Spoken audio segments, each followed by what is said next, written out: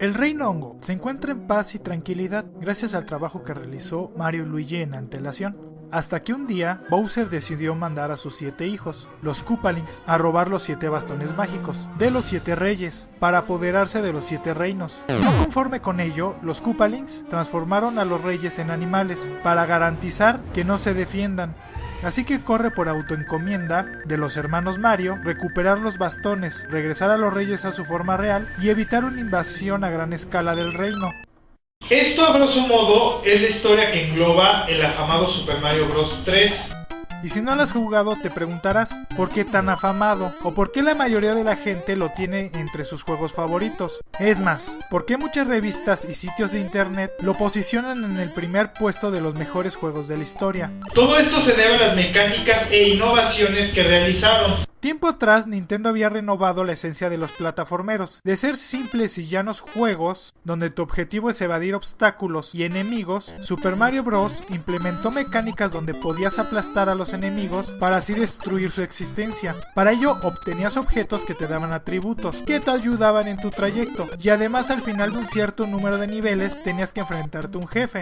Esto último no sé si fue el primero que lo implementó o hay otro juego. Pero en mi haber de videojugador nunca me he topado con la mecánica del jefe en cada cierto nivel. Normalmente pelas al jefe hasta el final del juego, lo cual ocasionó que toda la industria se actualizara. Luego tuvimos la secuela de este juego, que si bien era bueno a secas, la inclusión de ítems que te otorgaba mejoras quedó en el olvido, pero permitió que algunos niveles fueran temáticos, así como dar variedad a enemigos y a jefes. Aunque estos se repitan, ya ven que a Nintendo casi no le gusta repetir jefes. Esto ayudó a que estuviera más nutrido en cuanto a variedad, pero Super Mario Bros. 3 subió la barra aún más. ¿Por qué? Bueno, al iniciar te darás cuenta que apareces en un mapa, donde te podrás desplazar a voluntad, en donde tendremos que entrar a los niveles, para así ir avanzando en el juego. Aunque cabe resaltar que en muchas ocasiones existen rutas alternas, donde si un nivel te está causando muchas dificultades, podrás brincártelo e intentar avanzar en otro, para no quedarte estancado. Esta mecánica elude el fastidio de estancarte. La mecánica del mapa, como un escenario más, le da una identidad propia a cada mundo. No solo se siente como un simple lugar, donde al llegar a la meta pasas al siguiente nivel. Aquí da la sensación de que cada mundo no se limita al escenario jugado, sino que es más grande y vistoso de lo que nuestros ojos pueden observar.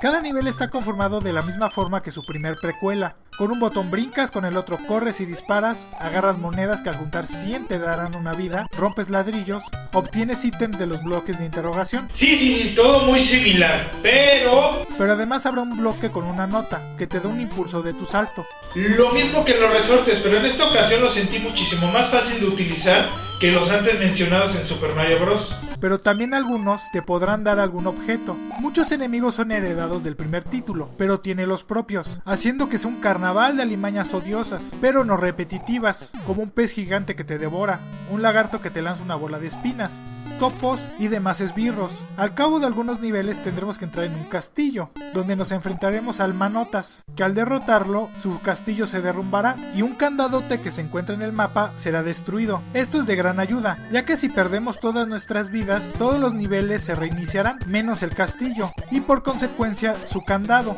por lo que no será necesario pasar otra vez por todos los niveles, lo cual rompe con la monotonía de volver a pasar todo de nuevo. Así que funciona como un premio de consolación al terminar un castillo. En el mapa accederás a unas casitas de hongos, hechas por el Infonavit porque son tan chiquitas y chicongote que vive ahí, no inventes. donde escogerás de 3 cofres un ítem secreto, que se agrega a tu inventario. En las rutas nos estorbarán algunos Hammer Brothers, que están vacilando por ahí, que te dificultan tu trayecto, y que si los derrotas te darán una recompensa. Otra de las razones por la que todo el mundo grita a los 4 vientos que es el mejor juego de la historia, es por la mecánica de los ítems y de los objetos que te van dando, los cuales son mayor en cantidad y otorgan una variedad de gameplay muy distintiva en este juego. Para empezar, hay dos formas de activarlos. Uno, que durante cada nivel al obtenerlos se activará inmediatamente, y la segunda es que los obtengas de algún cofre. Estos los almacenarás en los bolsillos sin fin que tiene Mario. Bueno, casi sin fin, porque Mario nomás puede llenar 3 hojas completitas de ítems. Ya después, si agarras un ítem extra con las hojas llenas, este ítem sería el limbo, por lo que tienes que tener mucho cuidado de no agarrar un ítem muy importante para ti cuando tienes todo lleno. Estos son seleccionados únicamente en el mapa. Ya si te los quitan en algún nivel, no los volverás a ver jamás. Estos ítems te otorgan nuevos movimientos y en algunas ocasiones, algunos atributos que te ayuden en el mapa.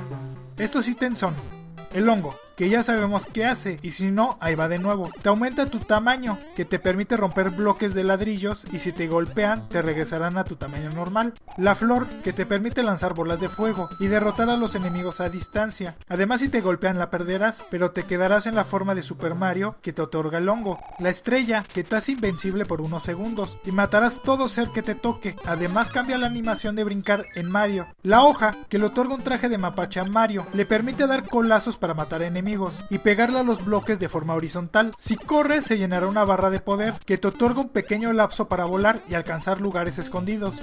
El más útil de todos, digo, no por nada chica portadota donde Mario sale como un mapache, ¿no? Algo ha de decir que es el ítem que más vamos a utilizar. Un traje de Tanuki, que tiene la misma cualidad del de mapache, pero le otorga la facultad de convertirse en una estatua, presionando B y hacia abajo. Esto te transformará en una, y los enemigos notarán daño. Un traje de rana, que al utilizarlo en tierra es inútil, pero cuando estás en algún nivel de agua, te permitirá nadar libremente con la cruz direccional, sin la necesidad de estar presionando A cada segundo. Un traje de Hammer Brother, el cual lanza martillos que destruyen a todos los enemigos, inclusive a las bombas. Un super traje de mapache, tiene la misma función que el normal, pero te permite volar indefinidamente. Pero cuando acabas el nivel, este se convertirá en un traje de mapache común y corriente. Te lo dan en muy contadas ocasiones. Es curioso cómo los juegos de Mario te dan un nuevo ítem que te hace invencible. Y prácticamente te lo regalan y él pierde muchísimo el gameplay. Y pierde muchísimo el juego con ese aditamento. En cambio antes, por ejemplo, teníamos la cola de mapache infinita que te ayudaba a sobrevolar el nivel sin tocar el piso, pero te lo daban en muy contadas ocasiones y aparte si te pegaban, te lo perdías completamente. Un zapato, que solamente se encuentra en el nivel 5.3. Este te vuelve inmune a las plantas muerden algas, que están distribuidas en dicho nivel y nunca más se vuelve a usar. Yo pienso que este ítem lo iban a meter en el mundo 7, pero siento que rompía muchísimo el nivel o los niveles, por lo cual lo descartaron y solo quedó como una especie de demo en este nivel, en el 5.3. Y los ítems que solo se pueden activar en el mapa, que son un martillo que te permite romper unas piedras que estorban en las rutas, además de revelar algún secreto escondido.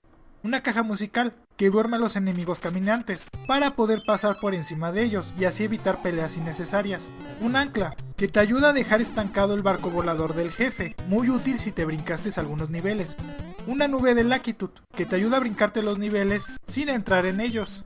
Y la flauta portal, que te lleva al mundo 9, donde te podrás brincar algún mundo, en especial los que te están costando mucho trabajo, de las cuales solo hay 3 y están muy bien escondidas. Además tiene la misma tonadita que la flauta de Zelda 1. Esta implementación de los ítems y de los trajes trajo consigo que cada jugador se acomode a un estilo propio, pudiendo acabar cada nivel a su gusto y antojo, además de que la implementación de los trajes da como resultado que cada nivel se estructure con diferentes rutas.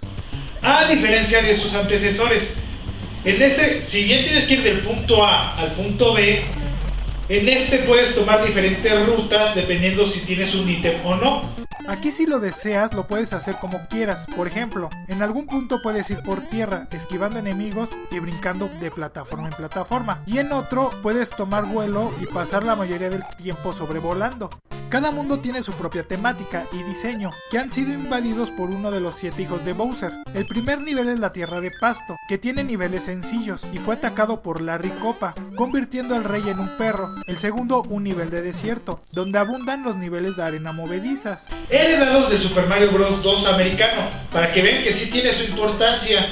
El jefe final es Morton Koopa, y su chistosada fue convertir al rey en una araña. Le sigue el nivel de agua, donde podemos montar un botecito, además de que Wendy Koopa, después de transformar al rey en un Kappa, se apoderó de este reino. El mundo gigante, donde todos los enemigos serán de enorme tamaño, liderados por Iggy Koopa, después de dejar un dinosaurio de rey. La tierra en el cielo, abundan los niveles de precipicio, donde Roy Koopa descansa en su nuevo castillo, adquirido de un cóndor. El reino helado, donde cada paso que des hará que tu plomero se resbale, mientras Lemming Koopa y su foca mascota se ríe de ti. La tierra de las tuberías, cada nivel es un laberinto y tu peor enemigo es el reloj que tienes en la parte inferior. Ludwig Koopa decidió que el rey estaba mejor en una maceta. Y el nivel final, el reino oscuro, donde Bowser utiliza su ejército de tanques, barcos y aviones que te arrojan toda la artillería que puedan. ¿Cómo se puede volver esto más épico? Ah, ya sé.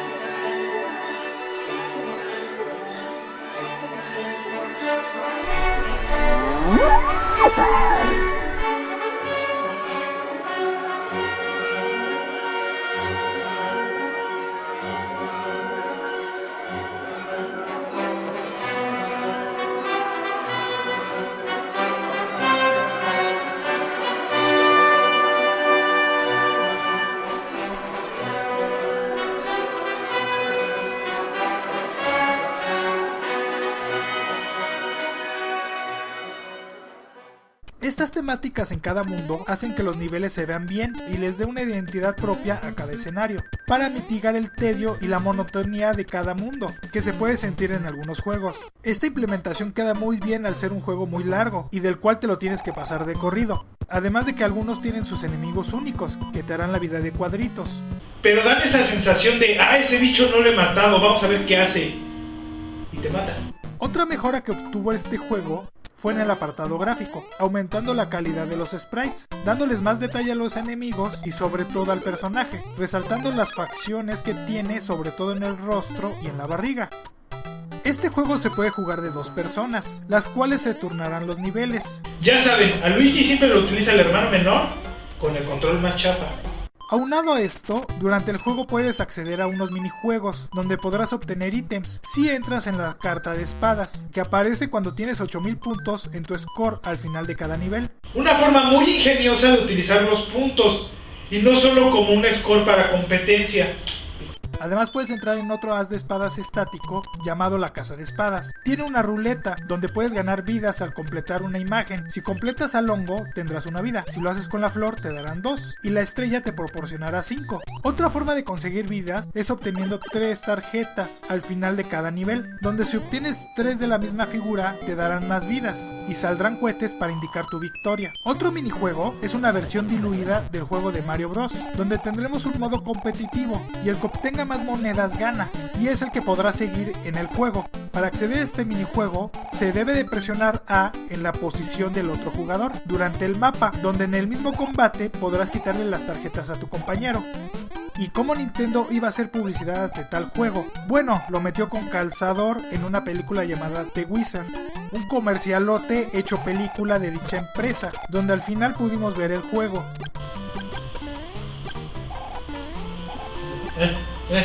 Sí, muy buena película.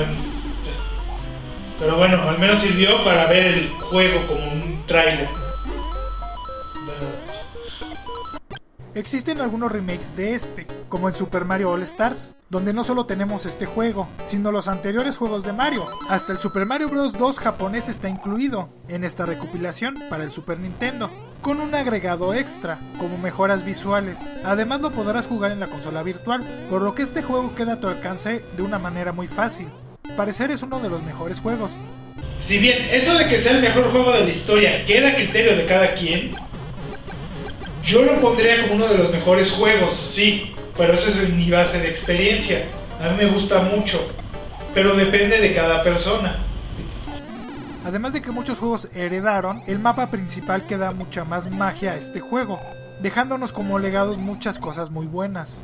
Es un juego bastante largo. Digo, tiene 90 niveles, a diferencia de sus antecesores que apenas llegaban a 32 niveles. Sí, es un juego bastante largo y te tomará bastante tiempo. Además la rejugabilidad es muy amplia. Siempre encontrarás algo nuevo o interesante, como acabar ese nivel con algún traje para ver qué pasa o buscar algún ítem escondido. El único fallo que tiene este juego, por llamarlo así, es que al ser muy largo, tienes que jugarlo en pequeñas dosis, porque si lo quieres acabar en un jalón, te va a cansar. Y el problema es que no tienes una forma de continuar, como en otros juegos, por ejemplo Zelda.